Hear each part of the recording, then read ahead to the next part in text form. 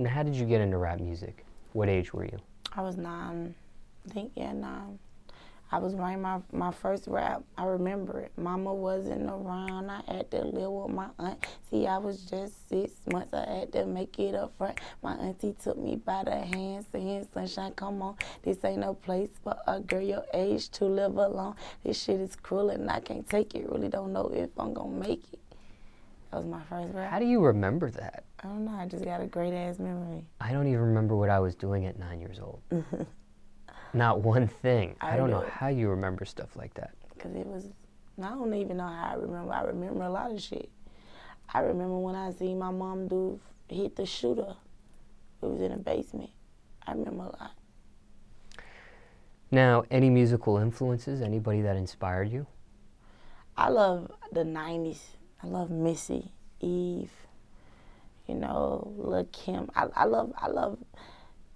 just love the unity of them, you know what I'm saying? Like, it was just like, music has lost its soul. It's lost so much, and you know, like, these artists is just, I guess, I don't know what they're doing, but I'm fly as shit, right? Today you are, yes. I can't speak for other days. I don't see you every day, but today, yes. Yeah. Right. From the feet up. Now, okay, how many years would you say you've been perfecting your craft for? For about 3. And when it comes to the music industry, even if it's just the last 3 years, what bothers you the most about it? What's your biggest pet peeve with it, if anything? They fucking looking over me and I'm the truth. They keep talking about this weight shit, you know, like, the fuck. I thought bars don't have a size on it. You know, what is hip hop?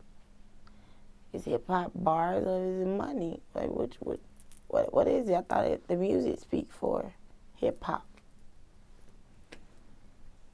How do you think it got like this? Who do you blame for it getting like this? I blame Atlanta. Blame Atlanta ass.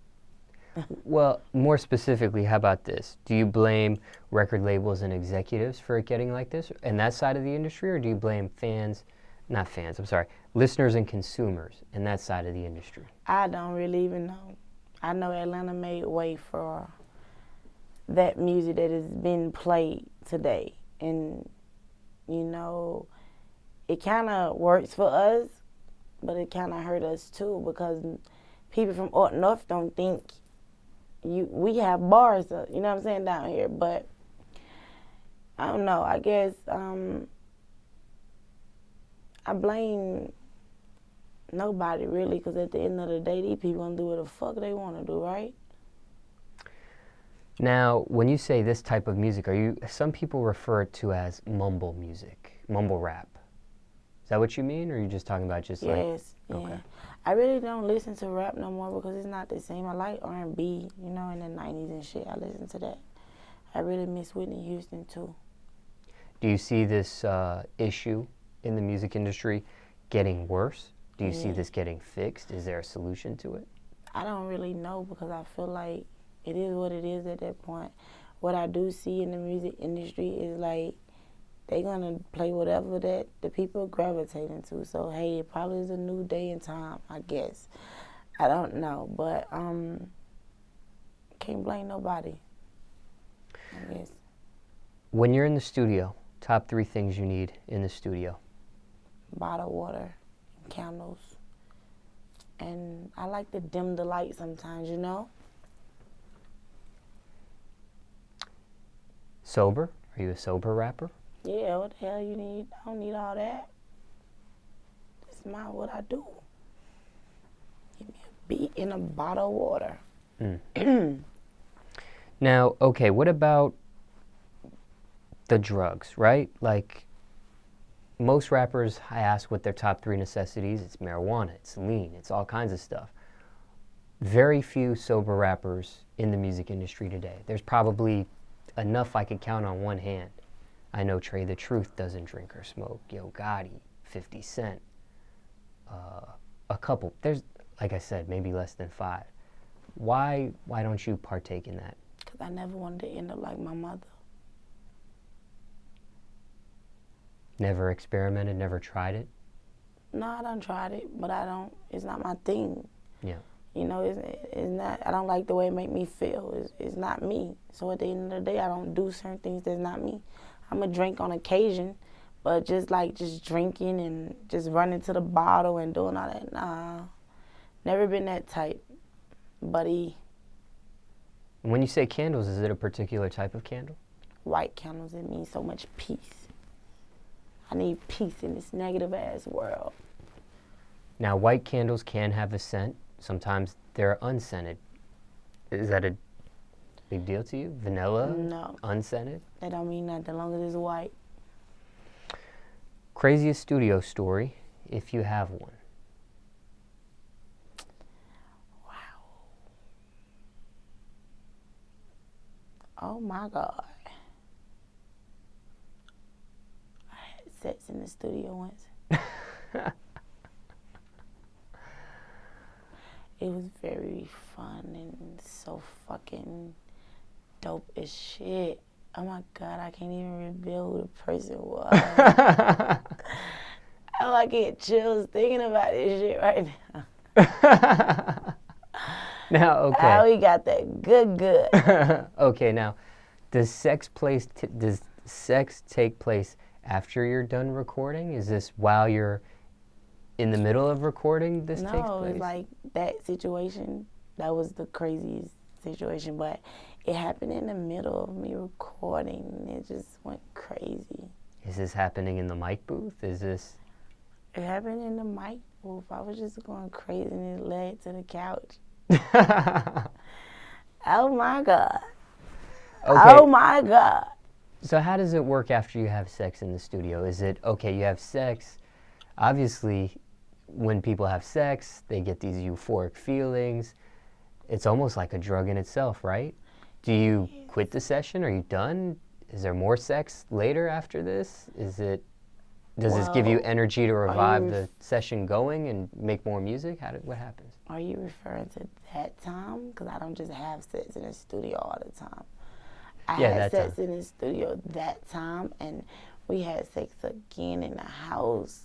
Oh my God, he's everything. So, okay, so after you have sex the first time in the studio, are we done with the session? Is it over? Or are you still recording after that? I went and started back recording, and I left after I did finish this song. Hard to concentrate? No, he's a real street nigga. I worry about it in the streets. And when the phone ring, my heart just skip a beat. And when I drop down on my knees, I say a prayer. That my baby gotta make it home until he answer. So I keep calling, I get no answer. I'ma keep calling till he answer. Now, what is your recording process like? Are you a writer? Are you a freestyler? How are you coming up with these songs? I write. I'm very great at writing, but if I'm in a booth and I feel like the freestyling and punching in, I can do that too, but I'm more so a writer. I love writing. You know, I write all type of music, actually. I'm dope at writing. Now, okay, what's the average you spend on a song? I don't know. Average, start to finish. On a song? Yeah. You really can't put a time on it because sometimes a song can take 2 weeks. Sure. You know what I'm saying? So the average I have spent on one song, it was like a week and a half. Cause I needed the feel. I need to be going through these changes when I record, you know what I'm saying? When I recorded that song, I needed to feel, you know, I can't even explain it, but I would have to go through some things to finish the song, you know? And that probably sounded a little weird, but it was a certain type of feeling that I needed. Okay, now I'm sure you come across a variety of beats. Has there been any beat that you received that you passed on that became a bigger song for somebody else? Not really. Okay. I work with a lot of pretty dope producers. You know, they really dope. So not yet? Not yet. I think it will come. But if I like it and I vibe to it, I'm on that motherfucker. Like, I don't give a damn whatever. I just got to vibe. If I vibe, I'm vibing. Now, what's the realest song you ever wrote or spoke, because you say you do punch in sometimes too, in your whole catalog of music so far? This song, I have two actually. This song called Silent Cries, which is a song on my mixtape, and it was just telling you how I lost my trust up in these streets. And I actually was talking to this rapper, you know, from Clayton County, and when I was actually talking to him, like, he told me his secrets less than 1 hour. Like, he just opened up and told me a whole bunch of things. And when he did that, we was vibing, because I believe in love at first sight. And I told him, I said, I love you. Then, like, weeks go by, the nigga just flip out on me. And I'm like, what the fuck? Like, how does that work? Like, what the fuck? Then he tried to pipe up on me like I ain't a big dog or something. You know, when you pipe up on me, you gotta make sure your bitch, you know, seeing me. Because, you know, you can't just pipe up on me with a bitch that's not seeing me and that's not my fucking equal, you know? And, like, the second verse was so fucking dope, because I'm telling you, I'm asking you questions. It get emotional. You know what I'm saying? It was like the song is everywhere, but it connected. Because I'm on the second verse, I'm touching bases on, you saying you my friend, but you not making a show. You saying that you with me, I don't get it. You know what I mean? Like, I'm fucking on these niggas seeking for love. What you know about you gotta fuck that nigga to, you know what I'm saying, to make you feel like he love. You know what I mean? Like, he love you. You fucking him. You hoping he'll love you. You searching for a love that you know damn well you can't get out here in these streets. You gotta love within. It's crazy when you can say it, right? Mm. It's crazy when you can say it and don't do it, right? Mm. Yeah, that shit pretty deep, right? Yeah. But in the other song called Blues is basically a song that's like, it's so soulful, it's dope. It's on the project too. See, Blues is one of them Grammy nominated songs. You know, and I'm not really a singer, but I sung the song, but that's what blues is. Blues is just telling you how you and God having this conversation, and you telling him how you been on this road for so long, and you feeling like you so empty, you done lost everything, you done lost your soul, you done lost everything, how you get it back? Save me. You know what I mean? I'm a heartfelt rapper. I rap about what I go through. I rap about that bitch that gotta go trick off for this nigga or gotta go dance, and she's tired of doing it, but by she gotta put mouths and feed her kids, she gonna go do whatever means necessary to get the bag. Everybody couldn't go to school and finish school. Everybody ain't good at that. You know what I'm saying? When you in these streets, you ain't got shit, my nigga. You ain't got nothing. And I know I just took you all the way over here, and you was right here, but I just go like that. You know? I go like that because it gets emotional when I talk about that music and what it means and what it stands for. Like, my music is passionate and it's real, you know? Back to you. I'm sorry if I went off and did some shit. No, you're good. Oh. Now, okay, risk versus reward. What's the biggest risk you took for your music career so far? Biggest risk? Not seeing my kids often. That's one of the biggest risks. Not saying, like, I have had my kids my whole life, but come on now. I want my kids. I want all of them in one household. But this dream is going to get me and my kids back in one household. So I feel like that's the biggest risk. Not waking up, put my kids on the school bus. You know what I'm saying?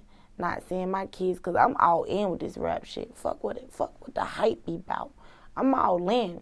Like, this is my dream. This is what I want to do. I don't even hang around certain people no more. I quit a lot of shit. You know?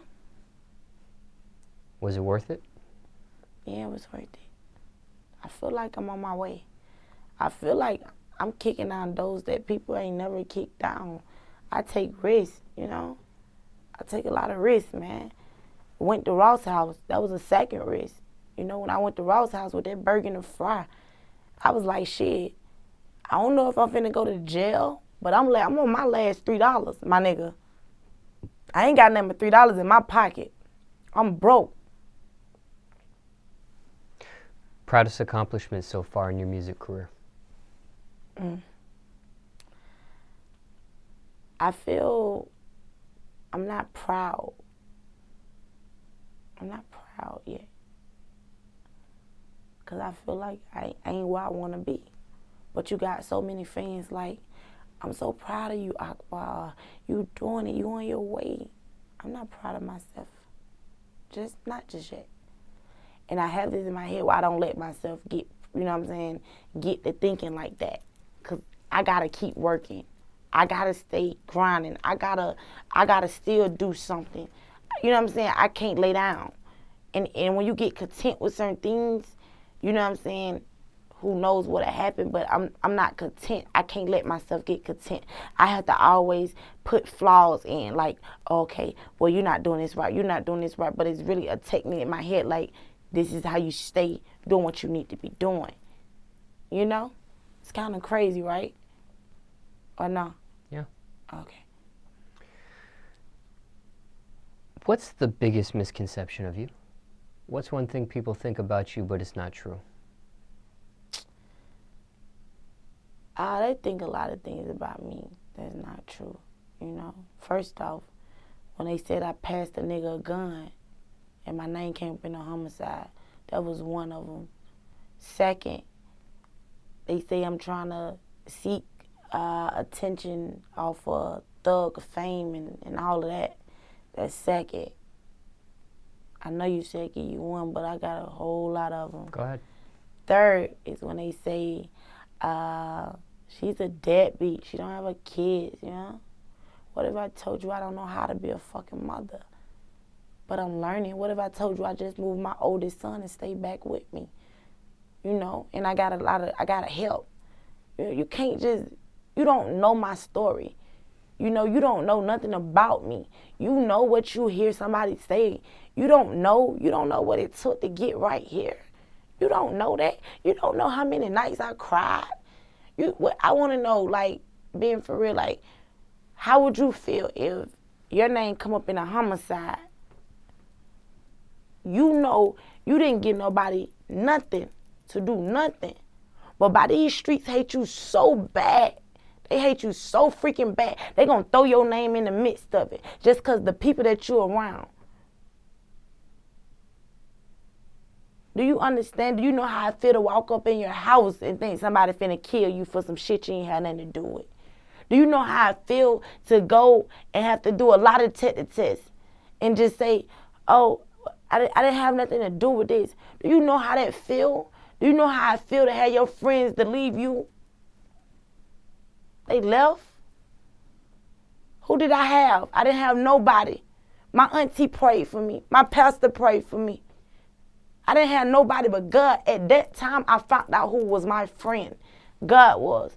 Like, I don't think people know. How do you, you know what I'm saying? Would you feel okay if you got to get up and you got to hear, oh, that bitch ain't got her children, and she this and she that, you know what I'm saying? And oh, she just trying to get fame off a thug. She just trying to do this. Come on, my nigga. What we doing that at? I'm not trying to get fame off nobody. I know what's for me and what's not. I know when it's my time, I'm going to have my time, because you better believe everybody have their moment. You know what I mean? Everybody. You're going to get your day. You feel me? So at the end of the day, it's like, they going to talk, man. They talked about Jesus Christ. I don't give a fuck what they say about me. I'm true to me. I know who I am as a person. And they can belittle me all they want to. They can keep saying whatever they want to say, because at the end of the day, if you're not ready for nobody to talk about you, you ain't ready for this shit, my nigga. And I'm ready for this thing. I came suited, booted, and, you know, my vest was made of, you know what I'm saying, some real Teflon going on. So at the end of the fucking day, man, I don't give a fuck no more. I don't care. I'm out of explaining myself. You know, I'm just tired. Like, I'm tired. I'm tired. I'm tired. I really is, like, for real. Craziest rumor you heard about yourself? And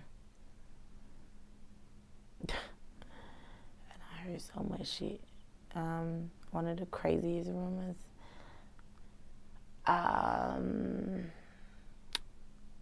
There's so many. Let me just think of one that's real crazy.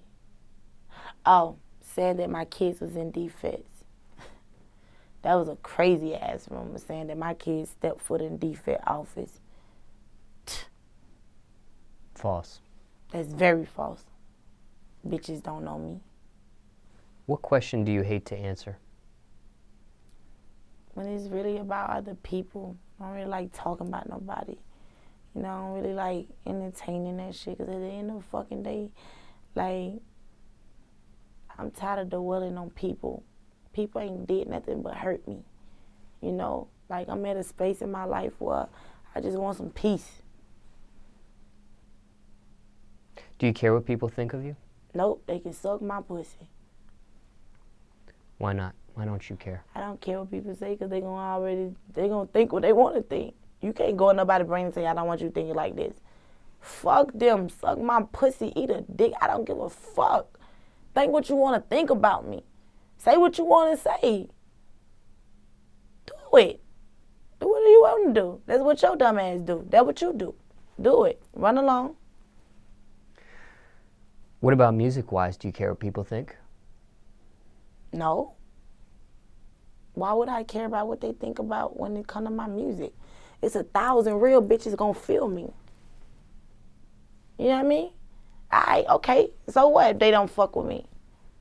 So what if these people over here don't fuck with me? But on this side, it's gonna be 1,000 real bitches gonna feel me, and they gonna salute me for telling their story. Cause they done been through similar things that I done been through.